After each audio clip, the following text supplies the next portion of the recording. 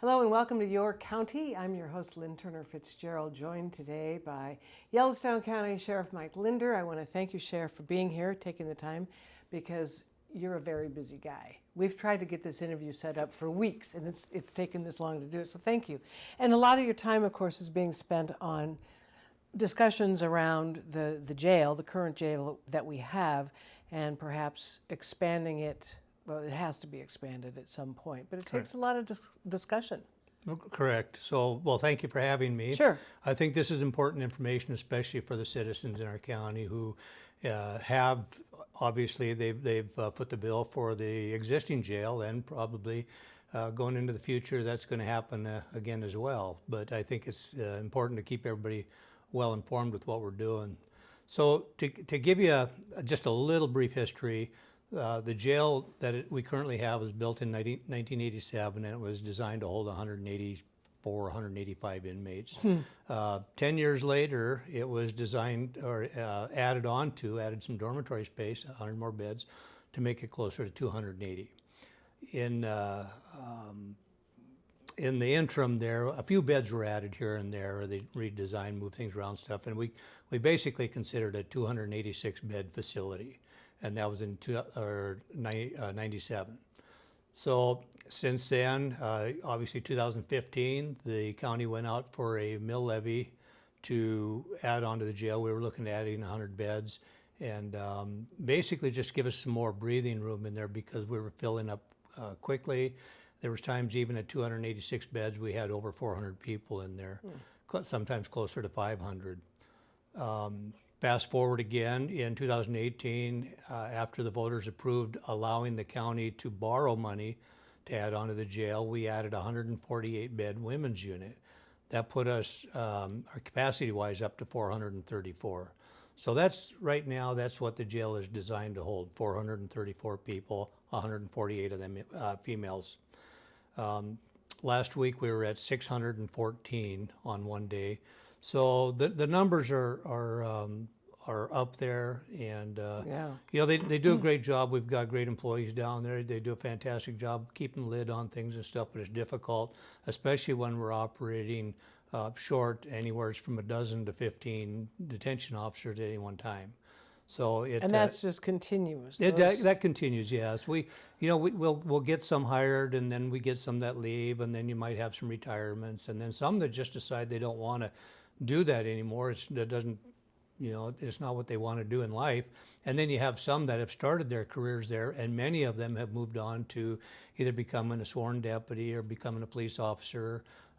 Many of our detention officers have moved on in their careers to sworn law enforcement in both of our agencies, the Billings Police Department and the Yellowstone County Sheriff's Office. Well, this is kind of a sidebar, but is that an ongoing issue, keeping the staffing levels where they need to be? It is. Okay. It is.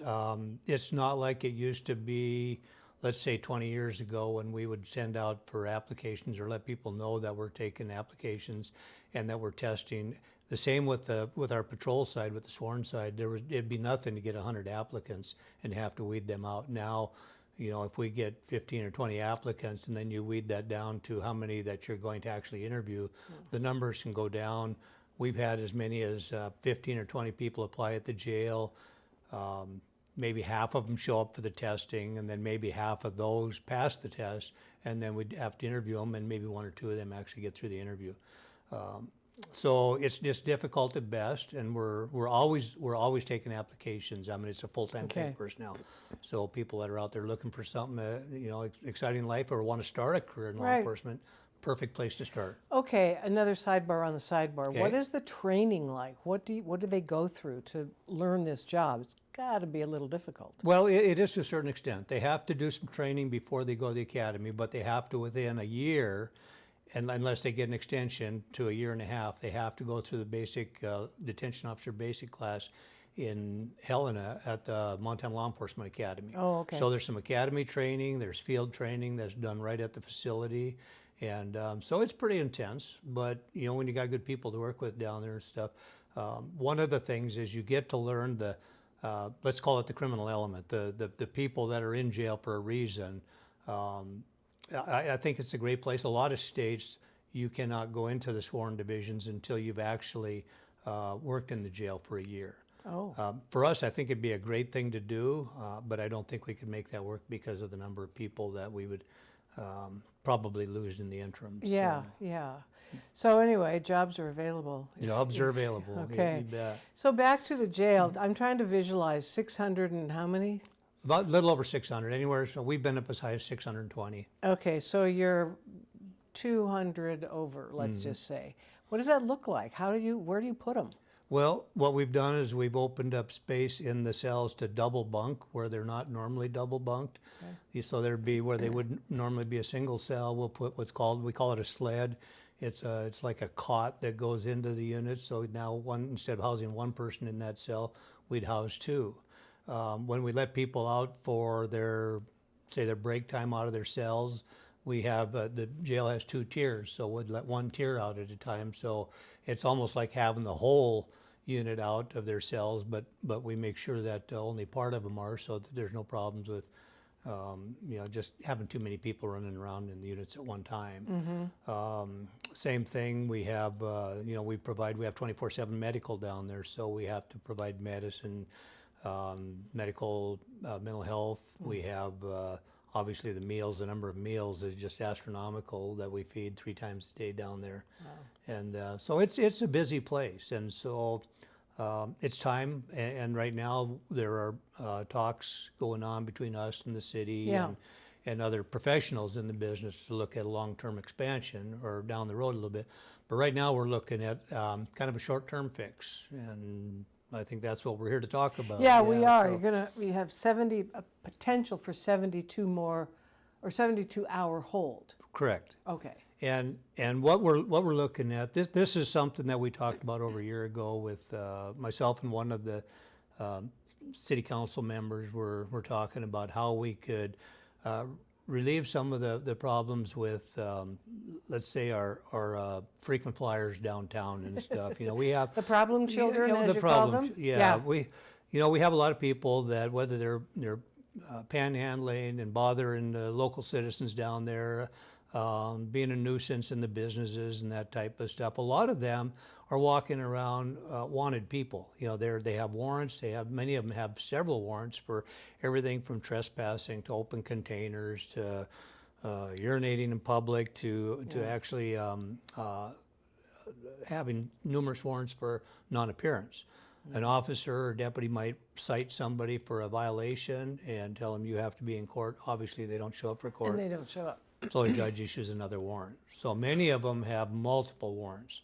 There's no accountability. They know that. They thumb their nose at my deputies. They thumb their nose at the cops that downtown or whoever they might be dealing with, and they just know they're not going to go to jail. The intent behind what we're calling the short-term holding facility is to be able to take these people that might not otherwise be put in jail, take them to jail so that they can start the process and get them before a judge. We'll have to be working with the courts with this, which means we'll have an arraignment court. We'll have to be working with the prosecutors, public defender's office, and everybody else that's in this criminal justice system. The idea, though, is to not keep them in there any more than 72 hours.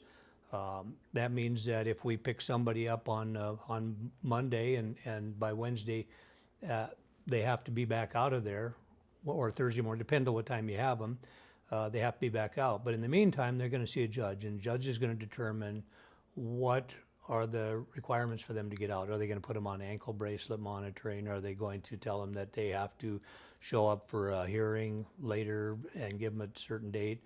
Tell them if they don't appear, then they're going to find themselves moved from the 72-hour side over to the existing jail, which is you're there until the judge says you can get out. Well, now, do these folks who are in the 72-hour holding, they're seen by a judge, do they have legal representation? Are they represented by a lawyer? They will. If it's a criminal charge, they will actually have we'll have a public defender on board to be able to represent them.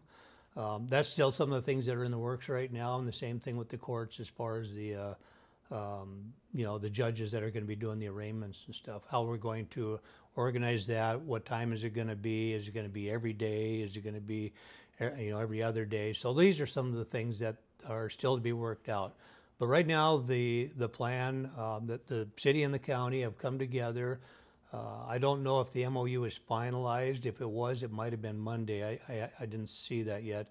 But they were working on a memorandum of understanding on sharing some costs involved in that, and then the capacity. You mentioned 72, like 72 hours, but also as many as 72 to 75, even more inmates could be held at any one time. It'll be designed for a specific amount. We met with the architects just last week and the owner's representative, and looking at how we can lay this out. We looked at some drawings about how the facility or the unit would be built, where it will be. It'll be complete or attached, and it'll be a permanent structure attached to the current jail. Okay. And the number of beds, and they're doing a good job on designing it, because there is room for expansion as far as if we have an emergency situation. Those sleds that I talked about earlier that double up, we could actually add one of them to the units to increase the capacity. We don't want to do that. That would be because it would really increase the amount of manpower we'd take to operate all that. And again, it causes another overcrowding situation. Right. So the idea is to be able to manage it with the number of beds we're going to have, the way it's designed, and get them through the system. Okay. Get them off the streets, the ones that need to be off the streets, right, and to get them in to see a judge, and then where they go from there will be totally up to the system. Okay, so let's say it gets built, and these people start coming to jail. Do you think word will get out to the other folks who have been avoiding all this nonsense because they know they're not going to jail? I think that the word's going to get out very quickly. Okay. Right now we have what's called a warrant court, and there are people out there, and a lot of word got out pretty fast that if you have a warrant, it's nothing real serious, but you're concerned about getting thrown in jail, and you've got children at home, or you've got a job that you got to get to and stuff like that. The judges have been real good about meeting with these people, arraigning them, taking care of the warrants, making sure that any paperwork needs to be done. If they need to get signed up with a defender or that type of stuff, they work with them. The system is designed so that these people that are coming in and turning themselves in do not end up in jail. And that's worked out very well. They do it on a monthly basis, and then different judges, they'll kind of rotate through this. Well, the idea behind this is the people that are not going to be turning themselves in or that are avoiding the contact, they're going to find themselves going in. My hope is that this is going to help create change the culture in a lot of these people that are coming to town that maybe don't live in the area, but they come in, they have their parties, they're not worried about going to jail. If they do go to jail, they don't have a job. All these different things that come into play. But if it happens every week, week after week after week, which it could, they're going to eventually get tired of it. Is that a trend? Are people coming in from other places to cause mischief here? Well, we do see it. We have just from the surrounding area.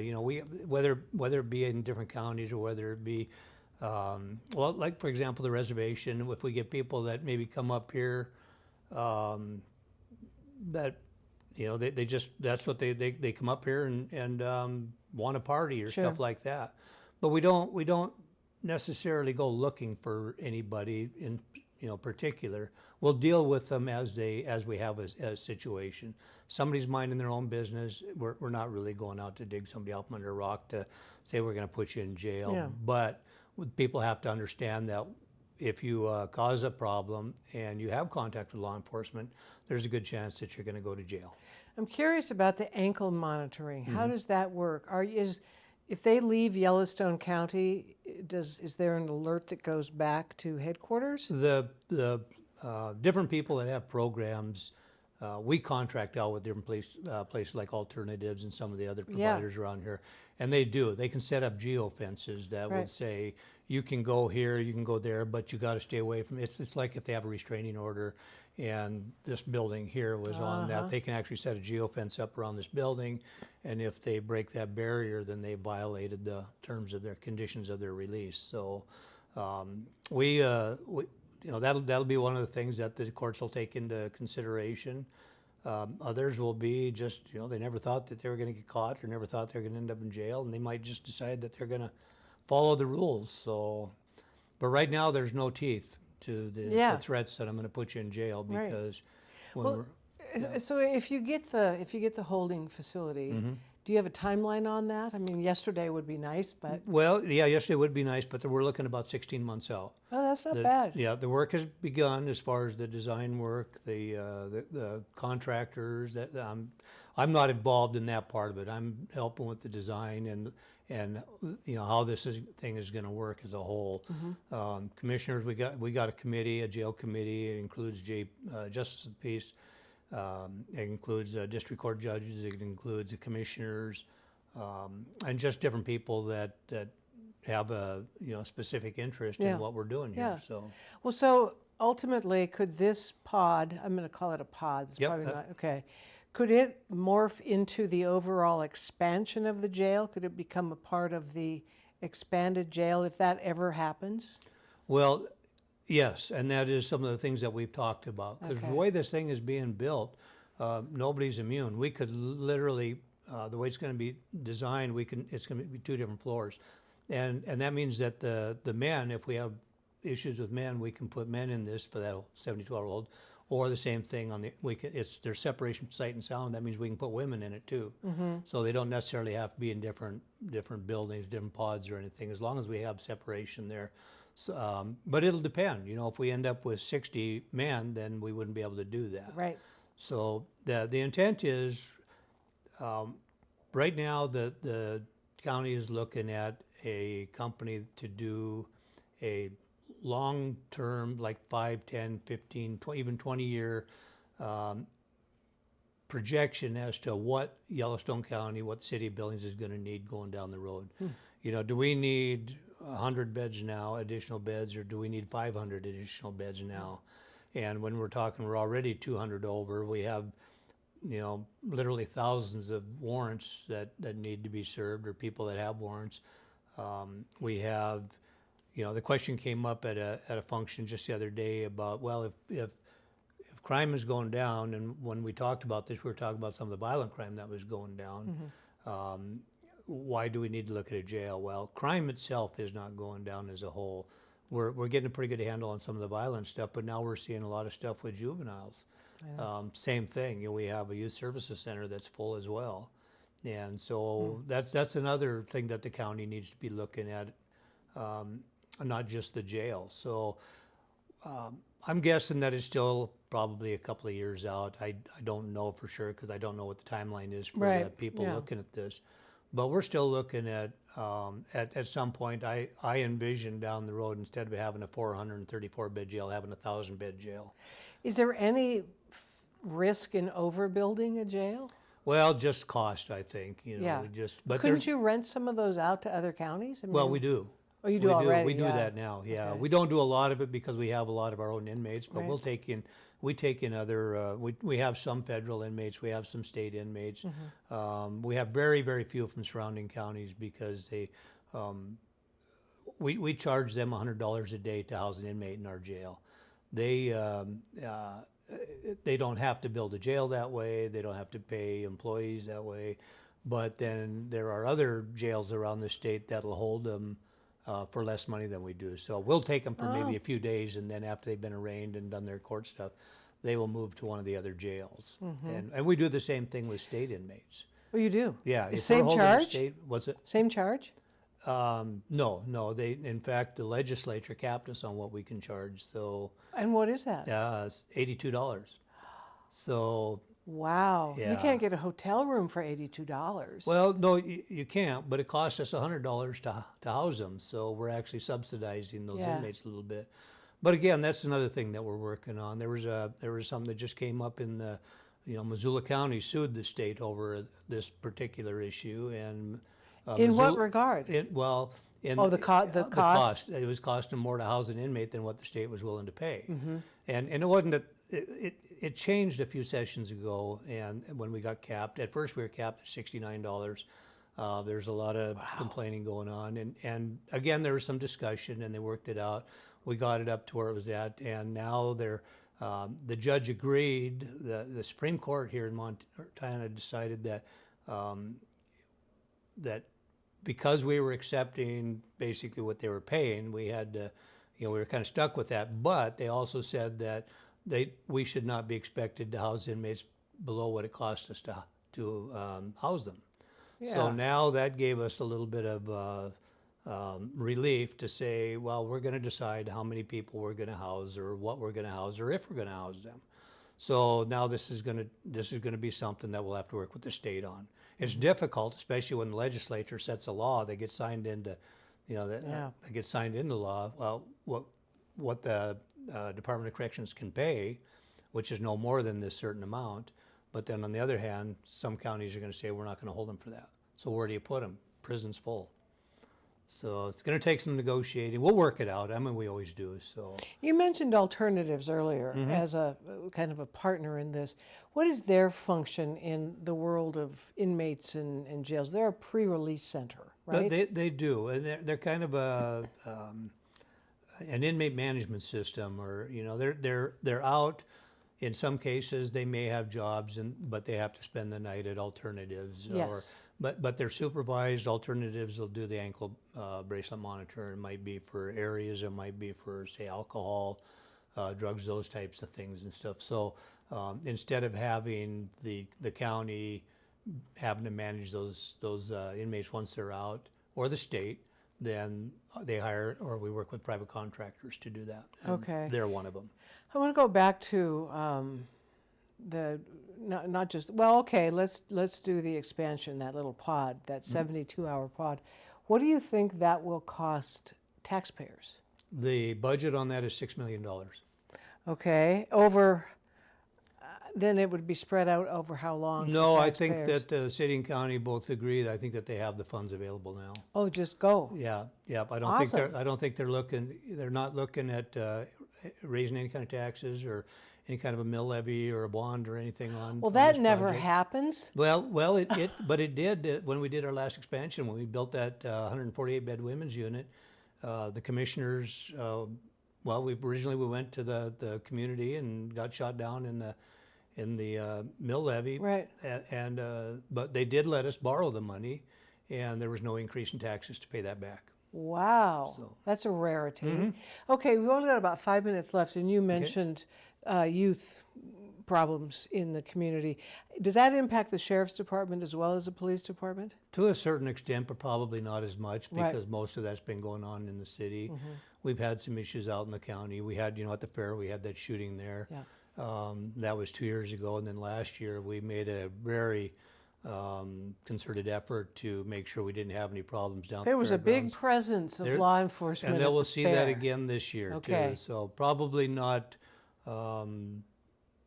as visible and stuff. We want to make sure that people are having a good time. But the people that I thought it felt kind of reassuring, Well, to tell you the truth. the people that might be their problem makers will definitely know that we're there. They'll find someplace else to go. Well, I hope that's the Maybe. case, but So- we want to keep it safe for the families. Stolen guns were kind of a hot issue for a minute. Is that better? Is it still about the same? Stolen guns are still a problem. In fact, this came up during this other meeting that we had just the other day. And the number, I think we had taken 140 some reports of stolen guns in 2023, and over half of those were stolen from cars. So they weren't taken out of homes. They weren't, in many cases, they were taken out of unlocked cars or Are they- stolen cars that had keys in them. Just so many different things that could have helped to prevent this. Are they visible? Are they just laying on the dashboard? Well, probably not, but on people the other know hand, which car has them. or they just go searching through them and they find a gun in the glove box, they find a gun under the seat, or those types of things. We put on one of the stations here, St. John and I did some public service announcement stuff talking about drugs and stuff. And one of the things I talked about was the number of guns that we're seeing stolen out of cars, unlocked cars, or even locked cars. If they break into them, if they see something that's really obvious, a gun's case in the back seat or things like that, Yeah. you know, that's an open invitation to somebody. They just don't care. They'll break a window, they'll get into the vehicle somehow. But yeah, but guns, you know, we can't tell people enough, you know, lock your cars, take your keys, and Yeah. don't leave anything in them that somebody might be Well, interested in. If the gun is stolen and not used in a violent crime, is there a market to resell it? No. Really? Well, I mean, there is a market amongst dishonorable people. Okay, well, So, but if I was to steal a gun and I tried to sell it to you, and you wanted to check and see if it was stolen, or if you took it into a gun dealer someplace and they run the serial number and it Right. comes back stolen, now that just starts the investigation and we backtrack it through to see who you got it from, and then we go after them. and I'm sure pawn shops or resale shops are pretty careful about that. They are. In fact, they check that themselves when Right. guns come in. Okay. And if they get a gun that's stolen, they bring it in. Most part I've seen is they'll hang on to it. Sure. They won't give it back to the Oh, really? perp. Yeah, no, somebody would be leaving without their gun. If it comes back stolen, and unless there's a mistake and somebody has said, well, it was stolen, maybe they forgot to take it out. You know, the person can stay there, work it out with the officer Right. that responds. We have that happen from time to Okay. time. Okay, we are just about out of time, but I want Okay. to go back to that, the company that's being hired to predict the future 20 years down the road for Billings. When do you expect that report? I don't know that they gave them a timeline on Oh, that okay. yet. So that's something that the commissioners are working with directly on. Yeah. So it's going to take some time. It'll be and some interesting to research. look at, though. It will be. But you know, there's a lot of agencies that have done that over the years, so they can get a lot of help, a lot of research. Oh. Ada County, Idaho, I know did the same thing. And now they're building again. They just built not too long ago, and they're working on another project. Wow. And some of the other, you know, the surrounding states that have kind of the same demographics. So they won't be reinventing the wheel. So I think that it shouldn't take that long. Okay. But a lot of it's going to deal with, you know, what we've seen happen in our community, the growth of our community. Oh, yeah, yeah. And, Well, I want to have you back and get Sure. updates on all of this stuff. And again, thank you for being here. I know you're very busy right now. Absolutely. And thanks for joining us on Your County. We'll see you next time.